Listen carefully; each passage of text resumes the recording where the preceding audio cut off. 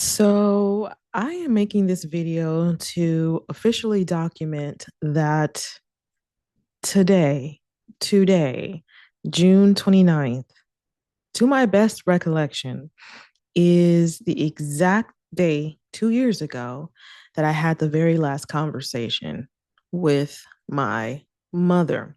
So it has officially been 2 years that her and I have not spoken.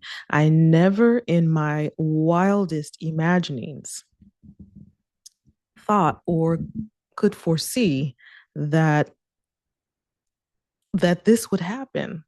I never in my life thought that there would come a time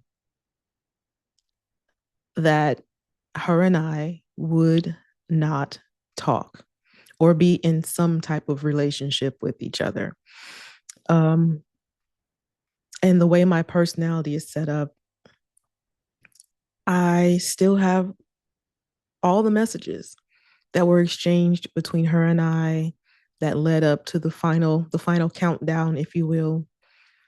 And I can tell you that in the 2 years that we have not spoken,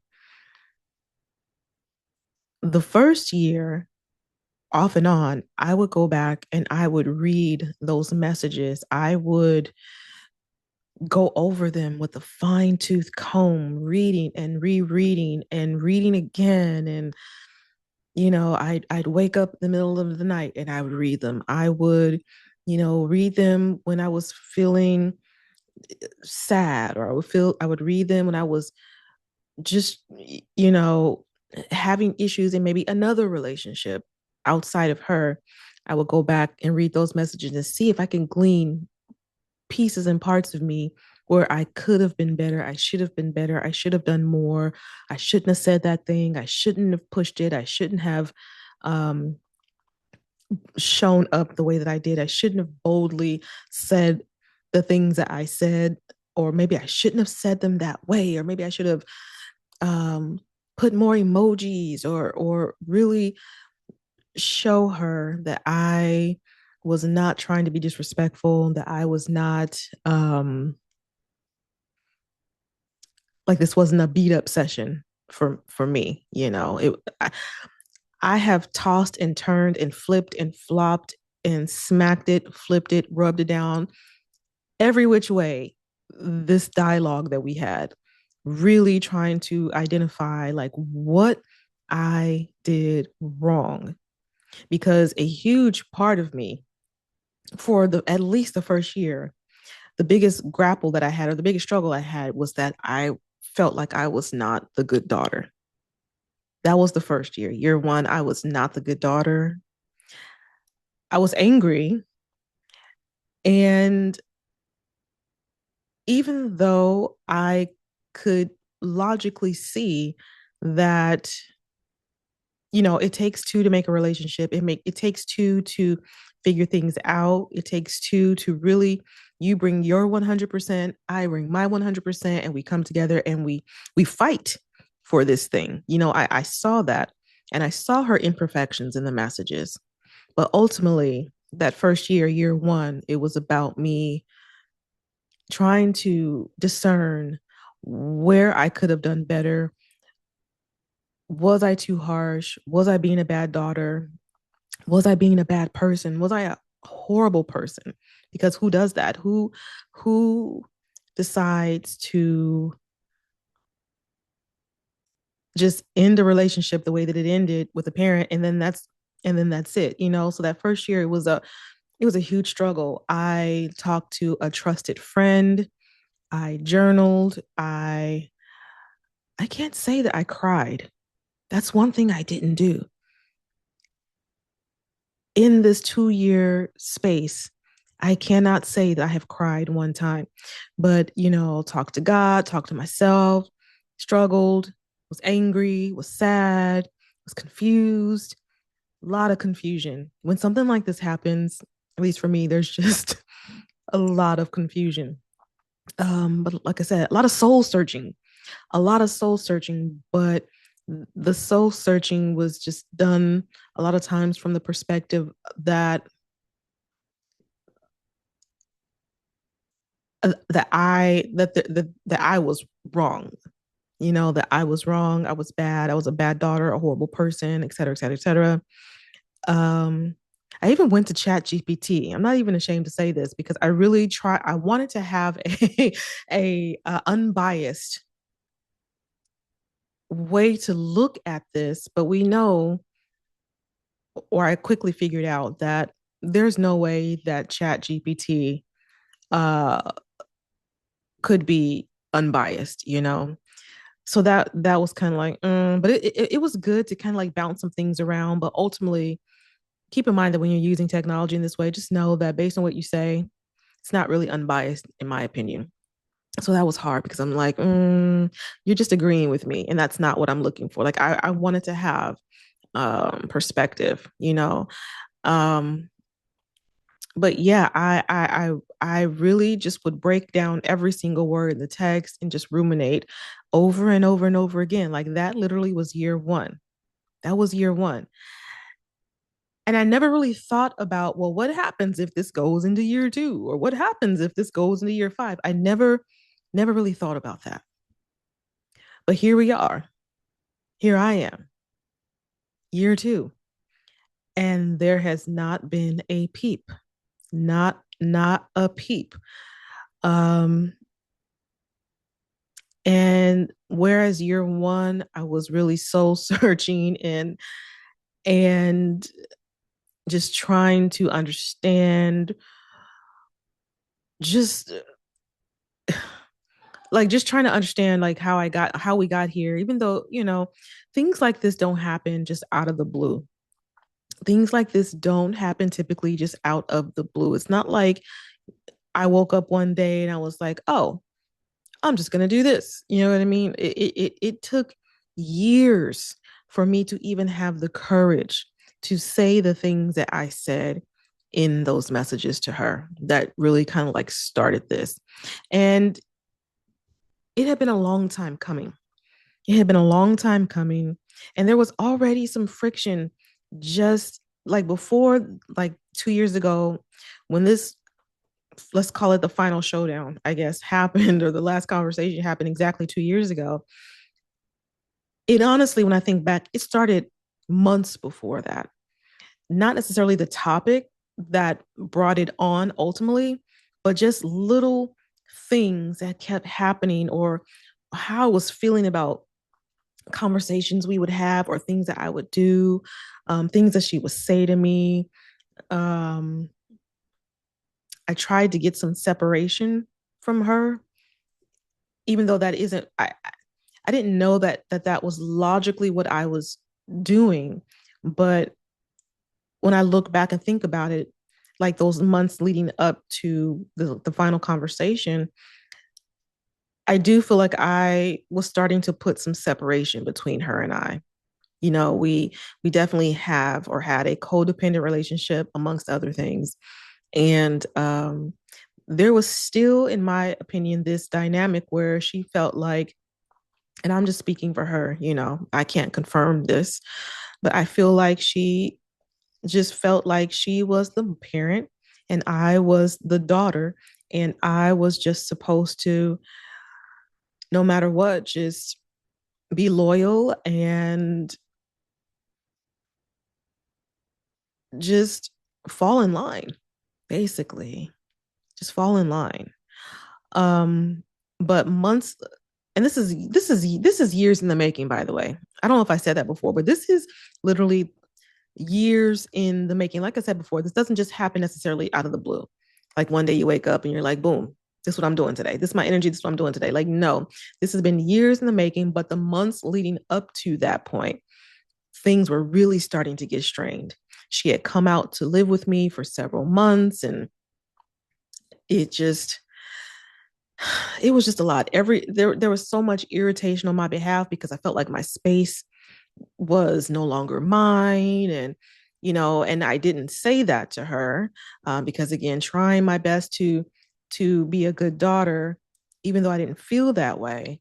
uh there's just a lot, but leading up to this final conversation, I definitely feel like I was unintentionally, like not logically, but on a subconscious level, putting distance between her and I because my attitude really started changing. I could no longer kind of like, I could no longer like suppress the just, I don't even know if disdain is the right word. It's just so complicated, but she definitely picked up on it, which makes sense because obviously, it's hard to mask emotion um, forever. It's hard to mask how you truly feel forever. And so, anyway, back to year one. Year one was definitely a struggle. I stressed over everything. She said it this way, and I said it this way, and she said that, and then I said this, and she didn't do this, and I said that. And like it was just so much chaos. Like that was a time of reflection, but also internal struggle and chaos because I really had to come to terms with just what happened. I had to come to terms with what happened, how it went down, how it wasn't wrapped up in a pretty bow, how um, even when I was saying what I was saying, it was still the replies I would get were kind of like, well, I'm sorry that you didn't have the life you wanted, but I also had it much harder in specific areas than you did and da da da. Like it was just like I didn't get that resolution that I was going for, which ultimately what I was kind of like fighting for was for us to go to therapy, not necessarily together, but together. Me maybe the same therapist, but me speaking to the therapist and then her speaking like separate. And then maybe at some point we can, you know what I mean? Come together with the same therapist. But I mentioned therapy to save our relationship at least a couple of times. And it was never acknowledged. The last time that I said it, which was during that final count. I keep saying final countdown, and then in my mind I get because I don't know why I keep thinking final countdown. I don't even know, but I'm sorry. Um, what the heck was I saying? I'd be just getting so off track. But see, I don't even know what I was gonna say because I was gonna say that final conversation, and then I got sidetracked. But hopefully, it'll come back to me. But even in that final conversation, when I brought up therapy again for maybe like the second or let's say second or third time, instead of her saying something like, um, yes, we really need to work on this because child, there's just so much here, that kind of thing. And it was never about blame placing because when I mentioned the therapy, I said something like, we we need to work on this so that we can have a better relationship or something like that. It was like we, not you. And it wasn't like a finger pointing thing. It was like, we need to do this if we want to, have a better relationship or something like that. Like, in other words, I was ready and willing to put in the work, because that's what I wanted to do because I wanted to have a healthy relationship with my parent. But instead of the ball kind of like being picked up with that, the only thing I got as far as the therapy reply was something like I don't remember you saying that the first time. Uh I never I never I never heard you mention anything about therapy. And then that was that. It was never, even if that were true, because we forget things or you're kind of like you read messages and you're off to the next. And I get that part. But instead of leaving it there, or instead of saying that, she left it there versus saying, I don't remember you mentioning us going to therapy, but I agree with you. And we really need to figure this out, or I agree with you. Let's, something. Let's something. But it was just like, instead, it was just like, nope, I don't remember you bringing that up. And that was that. And after that, and after the apology with the but I had it harder and or that kind of thing. That's really when I knew, like, this ain't this I can't do this anymore. I'm just I'm older now. This was 2 years ago, so I was in my late 40s. And I'm at that point, I'm just like, time is just too short for this shit. Time is just too short for this shit. Like, literally, that I I just knew that I was not going to send another message. I was like, okay, she's not in a place to she's not in a place to, I guess, like, heal together this relationship, or allow me to really express my anger, and her not say, yeah, well, but I don't know, but and I it, I just I'm at an age where I don't have the capacity anymore for a whole bunch of uphill battles. Pretty much my entire life has felt like an uphill battle, from one season to the next. And I just don't have it in me to do, right, at least right now. I don't have it in me to do any more uphill battles right now. What I want to focus on is me and my bloom.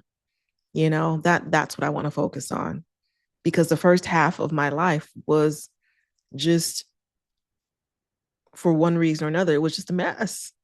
It was just a mess. And I just don't want to live in, what is it called?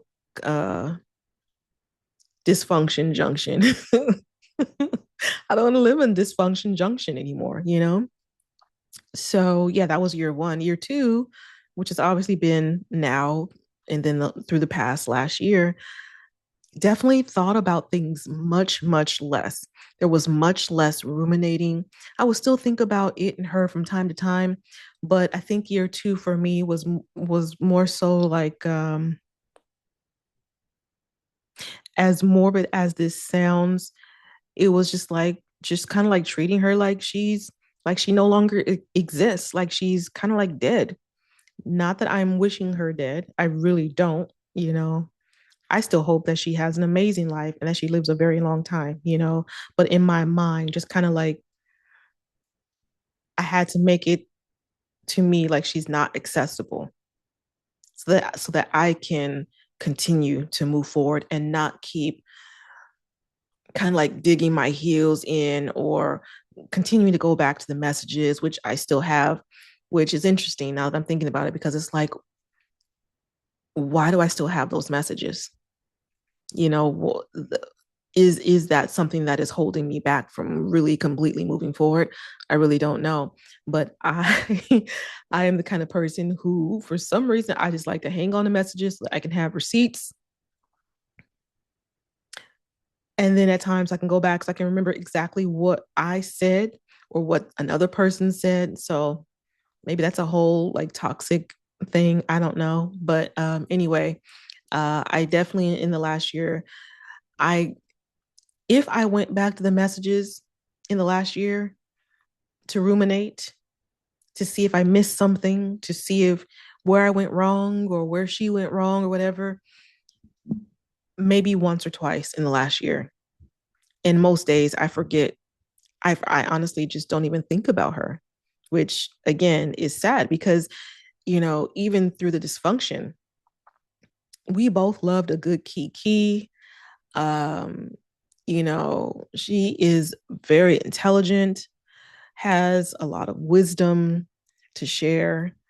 Um, there were definitely, or there are definitely, beautiful positives about my mother. I think that, unfortunately, with just the effects of the system that we were raised in, or the systems, like the just the structures we were raised, or she was raised in, and I, like, a generational thing, basically. uh the whole family dynamic, just being unhealed, led to this point. And that's just facts. When you are an unhealed person, which I believe she is, uh, and you don't want to face certain things, you want to stay kind of like in this.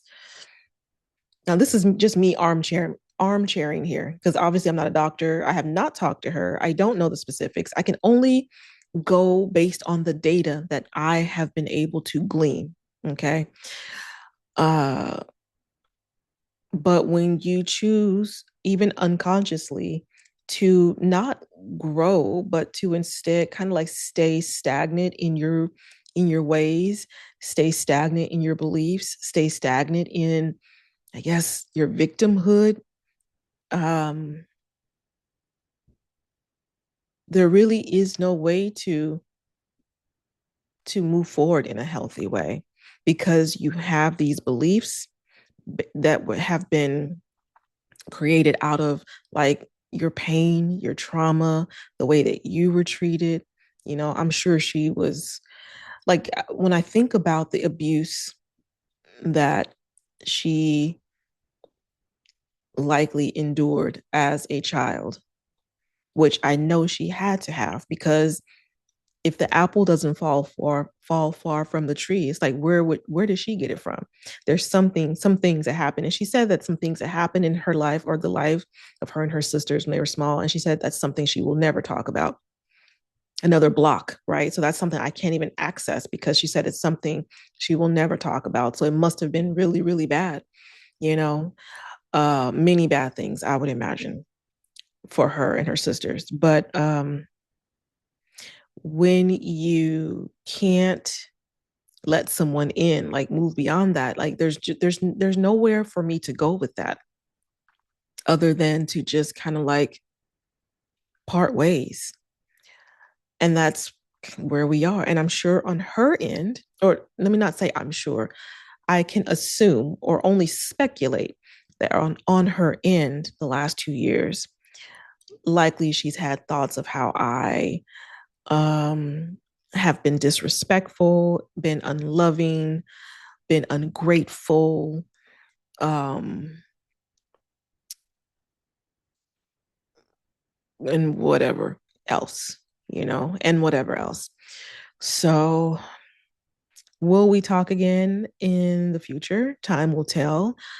Uh, but I have had to just move forward with my life because I want the best for me and I want the best for my daughter. I want me and my daughter, who's in her early 20s, yeah, early 20s. I want her to live well. I know that my traumas have basically been regurgitated onto her. I've made so many mistakes. Um, the differences being that a lot of the things that I've done, especially in the last like 7, 8 years or so, even though this doesn't count for her entire life, but once you finally know better, you do better. So for like the last 7, 8 years or whatever, I've been able to reflect when I've been wrong, go back and apologize. I've apologized countless times. I've apologized for things I did when she was a kid. And even now, things aren't perfect. I wouldn't say that at all. I did my best as most parents do. But I really try to be mindful about the harm that I did and the harm that I do, because we all harm people one way or another unintentionally. We'll say something or we'll do something a lot of times not even without even really thinking about it. Maybe you're triggered. Maybe maybe you thought something was funny when you go back and realize, man, I said that and that was hurtful, or just whatever the case may be. I want to give my child and myself too. I want to give her the the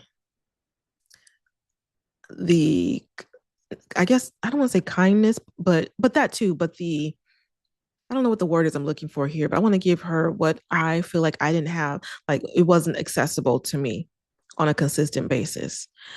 And I feel like imperfectly, obviously, because there's a lot more work to be done. But one thing that is a bright spot is that when, like, for example, when I was younger, I think I moved out when I was um, maybe like 19, 20, something like that. I don't recall the exact age, but I do remember that day. I don't remember what the issue was, but I was crying. I think she was yelling at me about something. And in my spirit, I knew, like, I said, I got to get out of here. I have got to get out of here. I don't even remember what it was. And I ended up going at maybe 19 or 20 or whatever age it was, and going to live with my bestie and her family.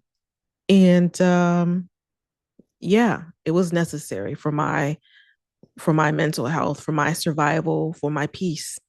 And it was completely rocky even after that move out. There was, because it's like when you move away, it's not like things just magically fall into place. There's still so much family dynamic to deal with, and also this internal stuff going on within you. At that time, I knew things were wrong, but I didn't really know how to uh take care of myself. I didn't know how to heal. I didn't know how to feel better. I didn't know how to make things right for me. It took a long time for me to even be able to do that, or to start that process, I should say.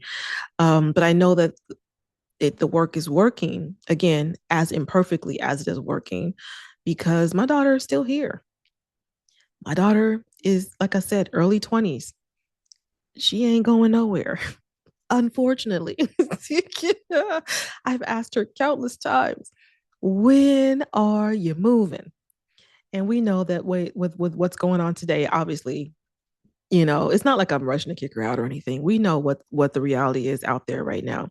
But I do ask her because I'm curious, like, because I do at some point want to live by myself. I have never lived by myself, ever, ever, ever, ever, ever. And I would like to do that. I would like to experience living by myself. Anyway, so I'll just be asking her, girl, what's the date? When you going? When you go? When you getting a roommate? When you moving out? And she'd be like, she ain't going nowhere. I would be very surprised if my daughter moves out before the age of of like 28, 29, 30. I don't even know. And that's fine. As long as we can continue to have a healthy relationship, and whatever. Like, I'm not in a rush to get my daughter out of the home. I'm in a rush to live by myself, but I'm not in a rush to get my daughter out of the house. Make that make sense. But again, that's how I know the work is working, because there's not a lot of strife here. There's really no yelling. There's really no berating. There's really no, you know what I mean? Again, I'm not mothering in a perfect way. And I have done harm to my daughter, and I've had to go back and apologize for countless things, and just things like that. But I really, really tried to parent different than what I got. I really tried. Even though I survived a lot of harm and struggle and lack, and just a lot of stuff, a lot of stuff. I really tried to parent differently than what I was given, because it was important for me to do that. So anyway, so again, this is officially year two, excuse me. And if you're someone who is kind of like no contact right now with your parent, you're thinking about it, or you've done it, you're in it, uh, just know that, like I mentioned before, if you're questioning a direction to go in, just know that it takes two whole people to have one healthy relationship. And both parties have to be in it to win it. Like, both parties must be committed to, no matter what, like, learning to make it work in a healthy way, like, by any means necessary. One person cannot want it more than the other person, because it's not going to work. So I don't want you out there spinning your wheels. I don't want you out there blaming yourself. If this is kind of like if my story or my situation sounds similar to your own, it's not, this is not about blaming. It really has nothing to do ultimately with my mother. Uh, Obviously, she's a part of the story, but in the grand scheme of it all, in the grand scheme of things, this really ultimately has nothing to do with her. It has everything to do with me because through this interaction or lack of interaction, well, all of it, through all of it, the interaction, the no interaction, whatever, now I am learning, you know, and have been learning who I am, how to, how to live, have healthier relationships, how to have boundaries, which I was never allowed to have boundaries before, how to, as scary as it can be, how to stand up for yourself, how to, how to move towards a life that feels more peaceful and less chaotic, more loving and less like just, I don't know, just, I don't know, toxic. That's the kind of life I've had over the last few years. In spite of all the things that have happened in the last couple of years, I have definitely been excuse me, embracing a life or doing my best to embody uh, the type of life that feels more peaceful, more loving, happier, more joyful. So again, I don't know what the future holds. I don't know what tomorrow might bring or the next year. I don't know if we'll talk again tomorrow, if we'll talk again in a year, if we'll talk again in 5 years, if we'll talk again in 15 years, if we never talk again at all. I don't know. I really, really don't know. Um, but I do know that I am proud of myself for the growth and proud of myself for setting this internal boundary regardless of what happens with between her and I in the future. Like I'm proud of myself for setting this boundary. And I'm just looking forward to what the future holds for me. I am fully focusing my time and attention on me because for a huge part of my life, I couldn't do that. I was always worried about doing the right thing, saying the right things, walking on eggshells whenever necessary, dealing with little bullshit. Like I don't have to do that right now. So yes, there are other parts of my life that I'm struggling in, like debt and some other things. But as far as this part of my life is concerned, even though sometimes it is still a little hard, for the most part, it just feels more, it feels easier. It feels more peaceful. It feels right more often than not. So I want to encourage you if this is something that you're dealing with or you're considering, it's not an easy decision to make all the time. For some people it is, but for a lot of us, it's not. And again, it's not like one day you wake up and you're just like, boom, I'm out of here. This is ridiculous. Like, no, it takes sometimes decades to get to this point and decades of you feeling like you just have nothing left to give within your body and decades of tears and frustration and anger and bitterness and strife and suppression, like suppressing yourself and even just feeling like you're worthless or like you're not good enough or you're not loved enough or you're not good enough and this is why they treat you this way or this is why things happen this way or this is why you were born into this kind of family. Like it's just a lot. It's just a lot. So yeah, you don't just wake up one day and just necessarily just feel these feelings out of the blue. It's ongoing a lot of times. It's an ongoing thing that you've endured for years, if not decades. And it's okay to choose yourself. I'm not saying that it's necessarily going to be the easiest thing you've ever done because once you do that, it is going to bring up a lot. But you have your own permission. You don't need anybody else's. to do whatever it is you need to do to prioritize yourself, to prioritize your sanity, to prioritize your well-being, to prioritize your health, to prioritize your your family, the family that you have gone off and made, to prioritize your peace, to prioritize just every bit of you that needs care and attention and love. Okay. So, yeah, I didn't know exactly where this video was going to go when I started, but I knew that I wanted to document this. I wish I would have gone back and done this for year one, but I just wasn't thinking about it. But I'm glad that I was able to at least do it for year two. And that's literally all I have for now. But I would love to hear your comments in the chat or in the what's it called? The comment section below. If you have ever done this, if you are considering it, if you did it and things worked out one way or another, I would love to hear from you and get a conversation going around this, because I do think that more and more, like, I know that these stories are coming out more and more, and they just need to continue coming out, because what is revealed is what we can heal. So that's it for today. I'm going to go ahead and hop off. Thanks for watching. If you made it this far, definitely more videos to come. I will see you in the next video.